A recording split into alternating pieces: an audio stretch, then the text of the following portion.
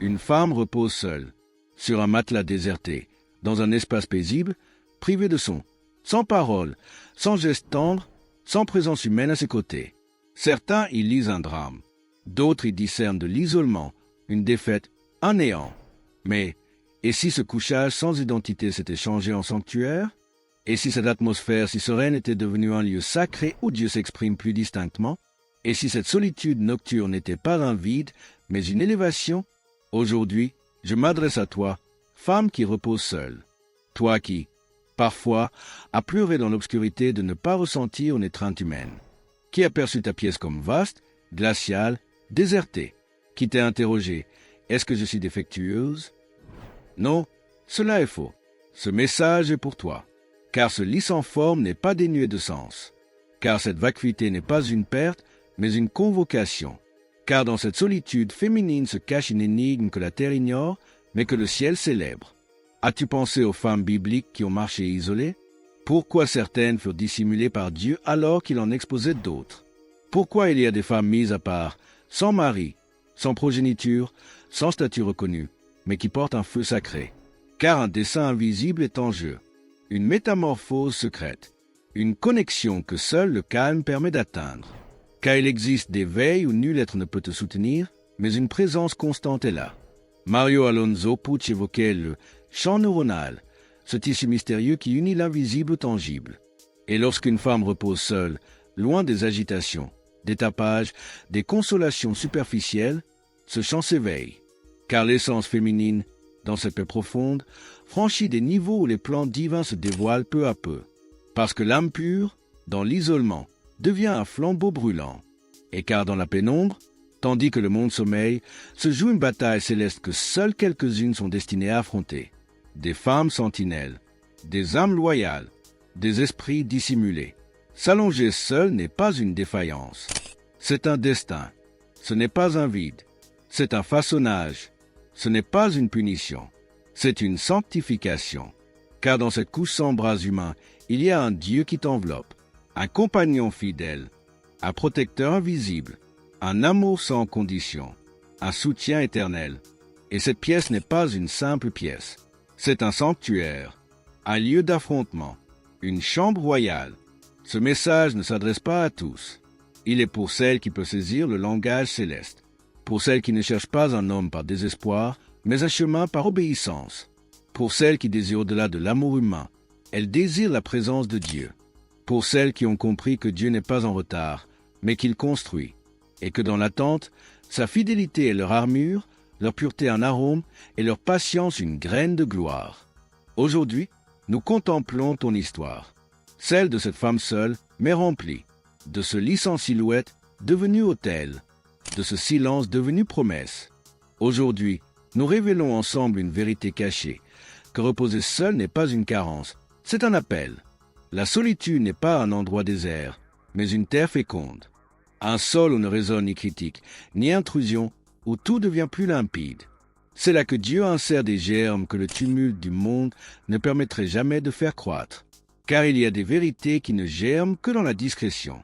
Il y a des révélations qu'on ne perçoit que dans la paix. Et il y a des appels qu'on n'entend que quand tout le reste s'efface. Il y a des femmes qui ont été conduites à la solitude, non par erreur, mais par dessein. Car le Créateur n'improvise pas. Il met à part, il cache, il isole, non pour punir, mais pour transformer. Dans la solitude, Dieu travaille sans interruption. Il façonne le caractère, guérit les blessures anciennes, brûle les impuretés de l'émotion. La femme qui se soumet au feu de la solitude ne ressort pas la même. Elle sort avec un nouveau regard, une nouvelle voix, une nouvelle autorité. Parce qu'elle a été polie dans un lieu où personne ne l'a vue, mais où Dieu l'a contemplée tout le temps. Quand l'âme n'a plus personne à qui parler, elle apprend à parler avec le ciel. Quand il n'y a personne pour l'enlacer, elle apprend à être enlacée d'en haut. Et quand aucun nom humain ne l'appelle, elle commence à reconnaître la voix de Dieu qui l'appelle par son nom. C'est cela qui transforme la solitude en sol spirituel, le changement de regard. Ce n'est plus ce qui manque à l'extérieur, mais ce qui grandit à l'intérieur. Il y a un mensonge très répandu. Être seul, c'est être incomplète. Mais la vérité spirituelle dit l'inverse. Être seul peut être le cadre parfait pour devenir entière. car la mauvaise compagnie fragmente, mais la solitude bien vécue unifie. Tu n'es pas seul comme punition, tu es seul par vocation, car tu es mis à part, non abandonné. Tu es en formation, non ignoré. La chenille aussi est isolée dans son cocon, mais ce qui en sort ensuite vole. Quand Dieu veut traiter avec toi en profondeur, il commence par défricher le terrain. Et cela signifie parfois retirer des relations, faire taire des voix, fermer des portes. La solitude n'est pas une absence, c'est une stratégie divine. C'est la manière dont Dieu dit « Je veux ton attention sans distraction ». Et quand il a ton attention, il peut te donner une direction. Il peut te montrer non seulement qui tu es, mais qui il est pour toi. L'âme féminine est comme un jardin. Elle a besoin d'espace, de lumière et d'eau spirituelle pour s'épanouir. Mais beaucoup de jardins ne portent jamais de fruits parce qu'ils sont pleins de mauvaises herbes émotionnelles, d'interférences inutiles. La solitude arrache ces mauvaises herbes. La solitude purifie. Et une fois le jardin nettoyé, le Saint-Esprit peut planter l'Éternel. Il peut l'arroser de sa présence. Il peut le faire fleurir avec un but. Dans cette chambre vide, il n'y a pas que des murs. Il y a des échos du ciel. Il y a des silences qui parlent plus fort que 1000 mots. Il y a de longues nuits qui sont en réalité des rencontres sacrées. Car lorsqu'une femme ose voir sa solitude comme un autel, tout change. Elle n'est plus victime de l'abandon, elle est prêtresse du silence. Elle ne quémande plus la compagnie humaine, elle réclame la gloire. Elle n'attend plus quelqu'un, elle attend le seul. Et ce sol spirituel, cette solitude vécue dans l'abandon, devient un champ d'entraînement céleste. C'est là que tu apprends à écouter, à discerner, à résister. Là, ta foi mûrit, ton identité s'affirme, et ta dépendance se déplace des hommes à Dieu, car il y a des dimensions de l'amour divin que l'on ne comprend que lorsqu'on n'a plus que lui. Et quand il est tout ce que tu as, tu découvres qu'il est tout ce dont tu as besoin. Quand toutes les lumières du monde s'éteignent et que toutes les voix se taisent, il reste une présence qui ne part pas, une voix qui ne se tait pas, un amour qui ne faillit pas. C'est Dieu, l'époux fidèle, le seul capable de remplir l'âme jusqu'à en déborder, sans besoin de peau, ni de promesses humaines, ni d'anneaux. Le monde vend une idée incomplète de l'amour. Il croit qu'une femme n'est aimée que lorsque quelqu'un l'a choisie. Mais le ciel a une autre logique. Dieu n'attend pas que tu sois parfaite pour t'aimer. Il ne s'éloigne pas si tu pleures trop. Tes doutes ne le dérangent pas. Il ne fuit pas quand tu as peur. Il reste. Et plus encore, il couvre, il enlace sans toucher. Il parle sans mots. Il console de l'intérieur. Car Dieu n'est pas une belle idée. Il est réel, vivant, présent. Et il est avec toi dans chaque nuit où personne d'autre ne vient. Dans le livre d'Osée, Dieu se révèle comme un époux qui poursuit son épouse infidèle, non pour la punir, mais pour mieux l'aimer. Il est écrit « Je la conduirai au désert et je parlerai à son cœur ». Le désert est un symbole de solitude, mais aussi de rencontre. Car lorsque tout a été ôté, il se révèle comme étant suffisant. Lorsqu'il n'y a plus de noms humains à appeler, le nom de Dieu résonne plus fort.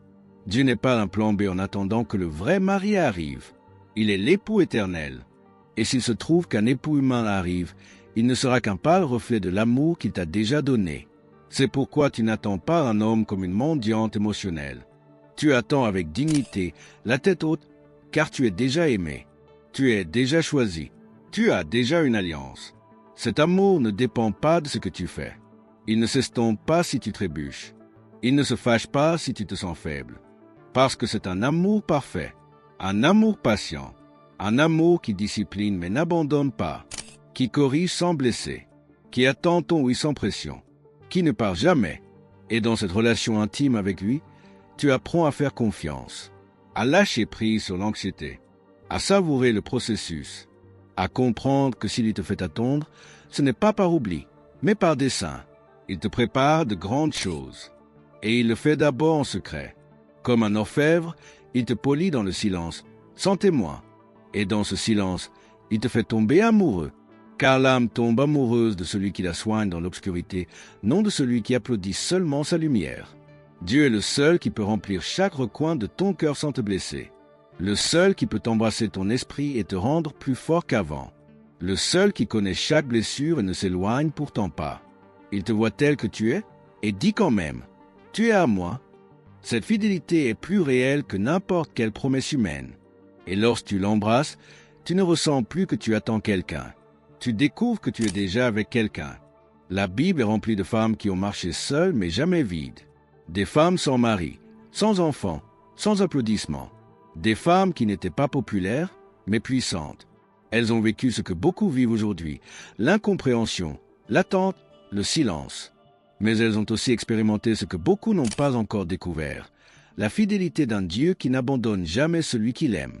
Pensons à Anne, la mère de Samuel. Pendant des années, elle était stérile. Son mari avait une autre femme. Son cœur pleurait en secret, pendant que d'autres se moquaient de son attente. Mais au milieu de cette solitude profonde, Anne ne s'est pas aigrie. Elle est devenue fervente. Elle a crié en silence. Et dans ce lieu secret, Dieu lui a donné non seulement un fils, mais un prophète qui allait changer l'histoire d'Israël. Car la prière née de la solitude détient une puissance que le bruit ne connaîtra jamais. Il y a ensuite Ruth, une veuve, une étrangère, sans promesse apparente. Elle aurait pu rester à Moab, résignée à une vie de deuil. Mais elle a choisi de suivre Noémie, de suivre le Dieu d'Israël. Dans cette décision, dans cet abandon total, Dieu l'a récompensée par une nouvelle histoire. Elle a épousé Boaz, a eu une descendance, est entrée dans la lignée de Jésus. Ruth nous enseigne que la fidélité au milieu de la perte ouvre des portes que seul Dieu peut ouvrir. Et que dire de Marie, la mère de Jésus? Une jeune vierge, enceinte par l'œuvre du Saint-Esprit, jugée par son entourage, incomprise même par son fiancé. Elle était souvent seule, même entourée de gens. Mais son oui au ciel a changé le cours de l'humanité. Marie a vécu la tension d'être choisie sans être comprise, de porter une promesse en elle, sans pouvoir l'expliquer, de vivre la volonté de Dieu, même si cela signifiait supporter les regards, les soupçons et les silences. Ces femmes n'ont pas vécu la solitude comme une punition, mais comme une plateforme divine. Dans leur isolement, Dieu a construit quelque chose d'éternel. Dans leur attente, il a semé le destin. Dans leur silence, il a parlé plus fort. Et leur vie inspire encore des millions de personnes aujourd'hui. Quand tu lis la Bible, ne cherche pas seulement les miracles ou les grands noms. Cherche les silences. Cherche celles qui ont attendu, celles qui ont prié, celles que le monde n'a pas célébrées, mais que le ciel a honorées. Car bien souvent, ce que le monde appelle solitude, Dieu l'appelle sainteté. Ce que les autres voient comme un abandon, Dieu l'utilise comme un ventre de dessein. Alors si aujourd'hui tu te sens comme l'une d'elles, dans une terre étrangère, dans un processus sans fin clair, dans une douleur sans compagnie, souviens-toi que tu es en bonne compagnie. Tu n'es pas seul. Tu marches sur un chemin que d'autres ont déjà emprunté. Et le Dieu qui leur a été fidèle te sera fidèle aussi. La chambre vide n'est pas seulement l'endroit où tu dors. C'est l'espace où ton âme rencontre l'invisible. C'est la pièce où les portes du monde se ferment et celles du ciel s'ouvrent. Là, où personne ne te voit, où personne ne t'entend, où bien souvent tu es seul avec tes pensées, c'est l'endroit exact où Dieu t'attend. Ce lit sans compagnie humaine, ce silence qui ressemble à un écho, ce crépuscule qui tombe la nuit, tout peut être transformé en autel. Un autel n'a pas besoin d'or, ni d'encens, ni de pierres sacrées. Il a seulement besoin d'un feu intérieur et d'un abandon. Et c'est exactement ce qui se passe dans ta chambre quand tu décides de transformer ta solitude en adoration. Car le lit où tu as pleuré peut devenir un trône de gloire. Le sol où tu t'es agenouillé peut être plus puissant que n'importe quelle chair. Et l'air que tu respires dans cette solitude peut être chargé de la présence même de Dieu. Ta chambre, si ordinaire, si quotidienne, peut être un lieu de rencontre céleste. Là où tu ouvres la Bible et les mots prennent vie. Où tu fermes les yeux et tu sens que tu n'es pas seul. Où tu pries non pour demander, mais pour connaître. Car lorsque tu comprends que cet espace est un autel, ta perspective change. Tu n'attends plus que le temps passe, tu attends que la gloire descende. Les femmes à travers l'histoire ont eu des autels dans des lieux improbables. Certaines dans des prisons, d'autres dans des cabanes, d'autres dans des lits d'hôpital. Toi, tu l'as dans ta chambre. Chaque nuit peut être un service. Chaque aube, un rendez-vous divin. Chaque larme, de l'encens. Car Dieu n'habite pas dans des temples faits de mains d'hommes. Il habite dans les cœurs abandonnés. Et si le tien l'est, alors cet espace est déjà sacré. Ne sous-estime pas ce qui se passe lorsque tu es seul. Cette chambre où tu crois que rien ne se passe est témoin de transformations invisibles. Là, Dieu te parle en profondeur. Il te corrige avec amour. Il te rappelle qui tu es. Il te révèle des plans. Et surtout, il te façonne. La chambre vide devient un atelier de destin, un laboratoire de foi, une salle d'accouchement spirituel. Lorsqu'Alonzo Puig rêva de l'échelle vers le ciel, il était au sol, seul, sans oreiller, avec une pierre pour appui. Mais là, il eut une vision qui marqua des générations. Et à son réveil, il dit, « Ce lieu est la maison de Dieu, la porte du ciel. » Personne ne l'aurait dit en le voyant de l'extérieur. Mais le ciel s'était ouvert juste là. Il en est de même pour toi. Peut-être que de l'extérieur, ta chambre ne dit rien, mais le ciel la voit autrement. Parce qu'il sait qu'il y a là une adoration authentique, des pleurs sincères, une recherche véritable. Et peu importe si parfois c'est en désordre, si le lit est défait, si tu n'as ni bougie, ni encens, ni musique d'ambiance. Dieu ne cherche pas la perfection esthétique. Il cherche un cœur abandonné. Ce que tu fais dans cette pièce, quand personne ne t'applaudit, quand personne ne le publie, quand personne ne te répond, c'est ce qui a le plus de poids dans l'éternité. Car le véritable autel n'a pas besoin de scène. Il a seulement besoin de vérité. Alors la prochaine fois que tu entres dans ta chambre, n'y entre pas avec tristesse. Entre avec de l'attente. Ne regarde pas ce qui manque. Regarde ce qui est déjà là. Car là où il y a une fin de Dieu, il comble. Là où il y a abandon, il habite. Et là où il y a silence, il parle. L'un des plus grands dangers dans la solitude, ce n'est pas la tristesse, mais le faux réconfort. Ce type de soulagement momentané qui semble inoffensif mais qui détourne l'âme du chemin éternel. Car tout ce qui soulage ne guérit pas, tout ce qui divertit ne construit pas, et tout ce qui accompagne n'est pas bon pour toi. Lorsqu'une femme entre dans des saisons profondes de solitude, son âme devient vulnérable. Et là, dans cette vulnérabilité, des offres déguisées apparaissent, des relations sans engagement, des distractions constantes, des routines qui endorment l'esprit. C'est facile à justifier. C'est facile de dire « ce n'est rien, je veux juste me sentir bien un moment ». Mais un moment peut te coûter des années. Un petit détour peut retarder de grands destins. L'ennemi, c'est qu'il ne peut pas arrêter le plan de Dieu pour ta vie. Mais il peut essayer de te distraire. Il peut t'amuser jusqu'à ce que tu oublies ce que tu espérais. Il peut t'entourer de voix, d'écrans, d'affections tièdes. Tout ce qui atténue ta faim spirituelle est un risque.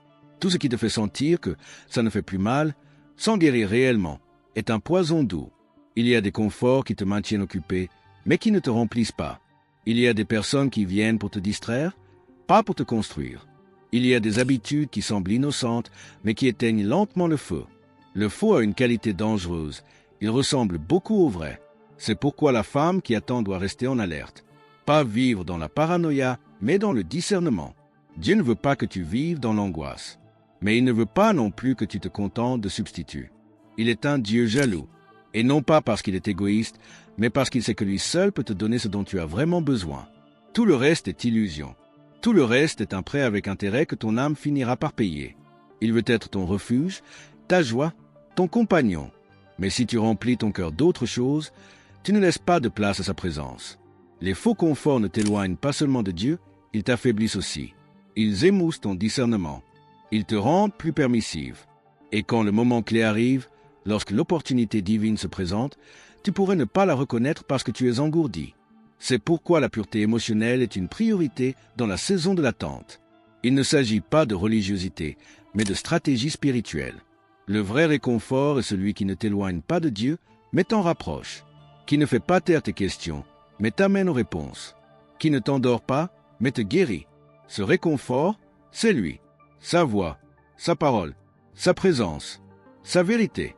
Alors si tu as cherché du soulagement au mauvais endroit, ne te condamne pas. Reviens simplement. Reviens au pur. Reviens à l'Éternel. Reviens à l'autel. Parce que même si le faux réconfort distrait, seule la présence de Dieu transforme. Et tu n'as pas été appelé à survivre à la solitude, tu as été appelé à la conquérir. La nuit n'est pas seulement le moment de dormir. C'est la scène où se livre l'un des combats les plus intenses de l'âme. Lorsque le corps se repose, l'esprit s'active. Quand tout se tait, les voix intérieures résonnent plus fort. Et souvent, ce qui semble être de l'insomnie, de l'anxiété ou une simple fatigue, en réalité, une guerre spirituelle. La femme qui dort seule ressent souvent ce poids. Elle ne peut pas l'expliquer complètement, mais elle le perçoit. Il y a des nuits où le sommeil ne vient pas et à la place apparaît une agitation étrange, comme si quelque chose bougeait dans l'invisible. Et ce n'est pas de la paranoïa, ce n'est pas de l'exagération. C'est que, la nuit, les cieux s'ouvrent et les dimensions spirituelles s'agitent. Mario Alonzo Puig, dans ses études sur le champ neuronal, parlait d'une matrice de conscience qui relie toute la réalité. Il disait qu'il existe des niveaux de l'être qui ne sont pas accessibles dans l'état d'éveil constant, mais qui se révèlent lorsque le bruit mental diminue. Et c'est cela, la nuit, un portail, un moment de décompression où l'âme entrevoit des réalités que le jour camoufle. Il comprenait qu'il existe un réseau invisible qui soutient tout, et que la pensée humaine, surtout lorsqu'elle est libre de distraction, peut toucher ce champ et l'activer. Dans le langage spirituel, cela s'appelle le discernement. C'est la capacité de voir au-delà de ce qui est apparent. Et de nombreuses femmes l'expérimentent sans le savoir. Elles se réveillent en pleine nuit avec un fardeau, un nom, un poids de prière. Elles sentent qu'elles doivent se lever, que quelque chose les appelle. Ce n'est pas une coïncidence. C'est un appel céleste. Parce que pendant que d'autres dorment profondément, Dieu réveille ses filles pour mener des batailles qui ne se voient pas mais qui changent les destins. La guerre spirituelle de la nuit n'est pas toujours contre des démons visibles. Parfois, c'est contre des pensées qui veulent voler ta foi, contre des souvenirs qui veulent rouvrir des blessures, contre des peurs qui murmurent des mensonges. Le champ de bataille est dans l'esprit, dans le cœur, dans l'âme. Mais la victoire aussi s'y trouve. Quand tu choisis de ne pas céder, quand tu utilises la parole comme une épée, quand tu pries même si personne ne t'entend, quand tu réprimandes à voix basse mais avec autorité, quand tu chantes au milieu de l'obscurité. Ces nuits ne sont pas du temps perdu. Ce sont des entraînements. Ce sont des pratiques de guerre. Ce sont des moments où ton âme se fortifie et ton esprit gagne en force. Parce que pendant que d'autres dorment sans savoir, toi, tu es debout dans la brèche. Et cette brèche change les choses. Elle arrête des attaques. Elle guérit des territoires. Elle protège des générations. N'aie pas peur de la nuit. Ne fuis pas ces réveils étranges. Embrasse-les comme faisant partie de ton appel. Tu es une sentinelle. Tu es une guerrière. Tu es une veilleuse. Tu n'es pas seul dans ce combat. Tu es accompagné de celui qui ne dort jamais. Et s'il te réveille, c'est parce qu'il sait que tu peux supporter. Parce qu'il a confiance en toi. Parce qu'il t'a oint pour cette heure. Et chaque nuit que tu surmontes, tu deviens plus sensible à l'Éternel. Plus forte, plus claire, plus accordée au ciel. Comme le disait Alonzo Puig, la conscience a le pouvoir de façonner la réalité. Et quand une femme consacrée prie la nuit, quelque chose change le jour. Même si personne ne le voit, même si personne ne le dit, le monde spirituel bouge. Alors lève-toi quand tu ressens l'appel. Prie sans peur. Déclare avec foi. Gagne dans le secret. Parce que demain, ce que tu auras conquis la nuit deviendra un témoignage public que Dieu t'a formé dans l'obscurité pour briller de sa lumière. Attendre n'est pas de la passivité. Attendre, ce n'est pas rester les bras croisés en attendant que quelque chose se passe. Attendre, dans le langage du ciel, c'est cultiver, c'est préparer le terrain, se fortifier intérieurement, affiner son oreille pour que, lorsque le moment arrive, tu sois prête non seulement à recevoir, mais à soutenir. Et quand une femme attend avec fidélité, cette attente devient un autel, une victoire, une rédemption vivante. Mais le monde ne voit pas l'attente ainsi. Il l'appelle retard, il l'appelle échec, il l'appelle solitude. Pourtant, l'esprit a une autre perspective. Il appelle l'attente un processus sacré. Parce que pendant que tu attends, tu es restauré, tu es revêtu de dignité, tu es formé avec délicatesse par un Dieu qui n'improvise pas. Il n'est pas en retard, il travaille en toi et pour toi. Mario Alonzo Puig, dans ses explorations sur la conscience élargie, évoquait la structure de l'invisible, cette trame profonde qui façonne nos perceptions et modifie la réalité. Au sein de cette architecture subtile, chaque pensée en harmonie avec le divin, chaque émotion épurée, chaque décision née de l'âme aligne le monde visible avec l'éternel. C'est cela, attendre, même si, extérieurement, cela ressemble à de l'immobilité, intérieurement, un ordre sacré est en train de s'établir. Chaque journée vécue dans la loyauté du cœur te relie davantage à l'éternité. Chaque renoncement, même discret, résonne dans les sphères spirituelles jusqu'à modifier l'invisible et tôt ou tard, le visible. Dieu intervient dans l'attente, pas seulement après, pas lorsque le miracle se manifeste. Il agit maintenant, au cœur même du processus. Il t'élève loin des regards. Il te couvre dans le secret. Il dépose sur toi une gloire cachée que ni les compliments ne peuvent salir, ni les rejets effacer. Et pendant que le monde voit une femme solitaire, le ciel reconnaît une prêtresse, une alliée du Très-Haut, une élue qui chemine avec le roi, même si nul ne la rejoint. La dignité ne s'obtient pas lorsque tout est facile. Elle naît dans les tempêtes, quand tu refuses d'échanger ta foi contre des attachements passagers. Quand tu persistes à rester debout, même lorsque tout autour de toi te crie de renoncer. Quand ton attente n'est pas nourrie par la peur, mais par une fidélité profonde. Parce que tu sais que si Dieu t'arrête un instant, ce n'est pas pour te priver, mais pour mieux te combler. La rédemption ne consiste pas uniquement à récupérer ce qui fut perdu. C'est un renouvellement. C'est une transformation divine où une version plus brillante, plus solide, plus limpide de toi-même émerge. Où même les chapitres douloureux de ta vie deviennent des témoignages vivants de sa loyauté. Et tout cela s'opère dans l'attente, dans ce lieu sans témoin, sans applaudissements, où seul Dieu connaît ce qui prend forme. Ne minimise jamais ton parcours. Ne dévalorise jamais ton intégrité. Car pendant que d'autres poursuivent des validations éphémères, toi, tu es en construction sur des bases éternelles. Et viendra le moment où ce que tu espérais depuis longtemps viendra à toi. Et ce jour-là, tu comprendras que chaque nuit d'abandon apparent, chaque refus courageux, chaque larme offerte dans le secret du ciel valait chaque instant. Car ton attente fut sacrée. Dormir seul n'est pas un symbole d'échec. C'est l'expression d'une fidélité tenace. C'est l'empreinte d'une femme qui refuse de se contenter des illusions mondaines et choisit d'attendre ce que Dieu a minutieusement préparé. C'est une déclaration silencieuse mais puissante. Vivre dans la vérité, préserver son cœur, ne pas échanger la sainteté contre une présence illusoire, ni la véritable identité contre l'acceptation des hommes. Aujourd'hui, tu as foulé les sentiers invisibles du royaume. Tu as perçu que ta chambre est une terre sacrée, que ton silence est une alliance divine, que tes larmes sont des semences célestes. Tu as compris que cette guerre intérieure de la nuit portait un fruit, que ton attente a du sens, que ton récit n'est pas quelconque. Il est marqué par le doigt de Dieu. Il t'a préparé dans le secret. Il t'a affiné avec douceur. Il t'a prouvé que tu n'as rien à démontrer, car tu es déjà choisi. Et son choix ne dépend ni du temps, ni de tes erreurs, ni des délais.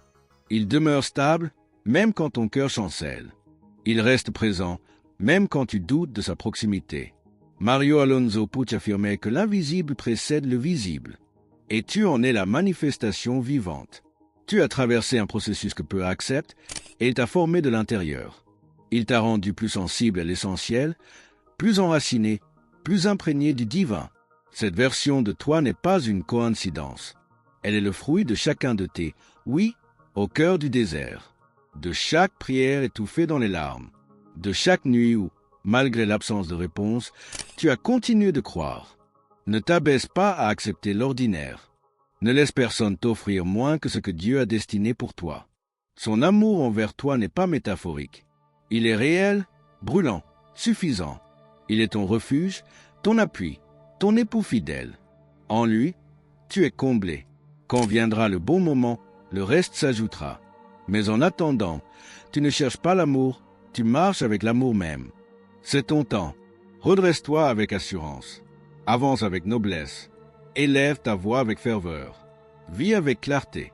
Et souviens-toi, ton histoire ne se termine pas ici. Elle commence à peine. Si ces paroles ont trouvé un écho en toi, abonne-toi à cette chaîne. Partage cette vidéo et écris en commentaire. Je suis prêt à vivre avec un but. Parce que, en vérité, tu le es.